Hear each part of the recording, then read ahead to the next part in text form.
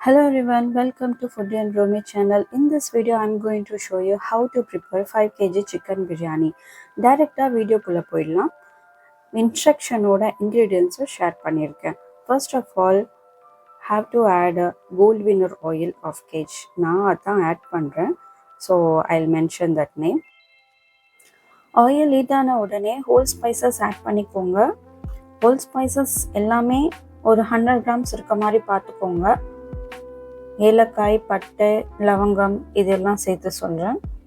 And add 2.5 kg of onion, also 80 grams of green chili along with that and saute well. Onion கொஞ்சம் transparent ஆன உடனே you can add ginger garlic paste. Ginger garlic paste வந்து 1 kg add பண்ணணும். அதில் 1/2 kg ginger 1/2 kg garlic இருக்கணும். Then close with the lid. ஒரு 5 மினிட்ஸ்க்கு அப்புறம் ஓப்பன் பண்ணி பார்த்தீங்கன்னா ஜிஞ்சர் கார்லிக் பேஸ்ட்டோட இன்னும் நல்லா ஃப்ரை ஆகிருக்கும் அந்த ஆனியன். இந்த ஸ்டேஜில் நீங்கள் சிக்கன் ஆட் பண்ணிக்கலாம்.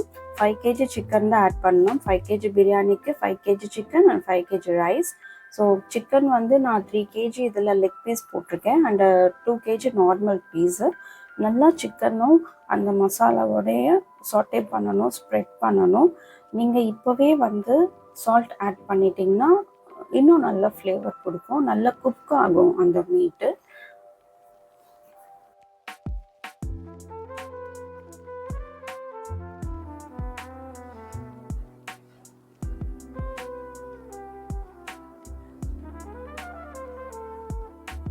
மூடி போட்டு 2 நிமிஷம் வேக வச்சதுக்கு அப்புறமா 2 கிலோ தக்காளி, 2 கையளவு புதினா, 2 கையளவு கொத்தமல்லி இது எல்லாமே சேர்த்து மிக்ஸ் பண்ணிக்கோங்க. மிர்ச்சி பவுடர் நான் ஆச்சி இது தான் யூஸ் பண்ணுறேன், நல்ல கலரும் கொடுக்குது. 100 grams பேக்கெட் வாங்கிக்கோங்க. ஃபஸ்ட்டு ஒரு 50 grams போடுங்க. நான் முதல்ல சொன்ன மாதிரி தான் நல்ல சால்ட் எல்லாம் வந்து நெக்ஸ்ட்டு மிக்ஸ் பண்ணி கொஞ்சம் நேரம் டேஸ்ட் பார்த்து ஆட் பண்ணுற மாதிரி தான் மிர்ச்சி பவுடரும் நான் சொல்லிட்டுருக்கேன். ஸோ அது மிக்ஸ் பண்ணதுக்கப்புறமாவும் கொஞ்சம் நேரம் ஒரு 2 மினிட்ஸ் வந்து மூடி போட்டு வேக வைங்க. ஓப்பன் பண்ணதுக்கப்புறமா கேர்டும் லெமனும் மிக்ஸ் பண்ணுங்க. நான் 5 kgக்கு வந்து 2-3 எடுத்துக்கலாம் லெமன்.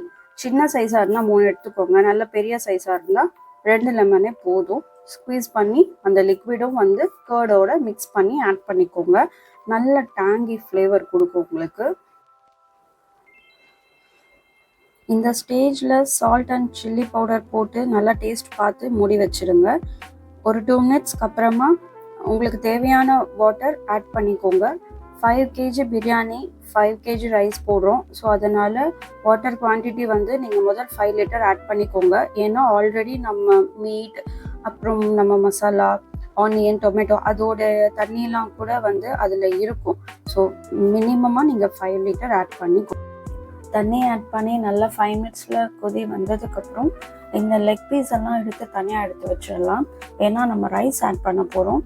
ஒன்ஸ் நம்ம ரைஸ் ஆட் பண்ணும் போது லெக் பீஸ் அதோடைய மிக்ஸ் ஆச்சுன்னா லெக் பீஸோடைய ஃபுல் டெக்ஸ்சர் வந்து நம்ம சாப்பிடும் போது கிடைக்க மாட்டேங்குது. அதனால் இப்போது லெக் பீஸ் குக் ஆகிருக்கும். So will take it separately. Now you can add 5 kg of basmati rice. நான் இங்கே இந்தியா கேட் பாஸ்மதி ரைஸ் தான் யூஸ் பண்ணியிருக்கேன்.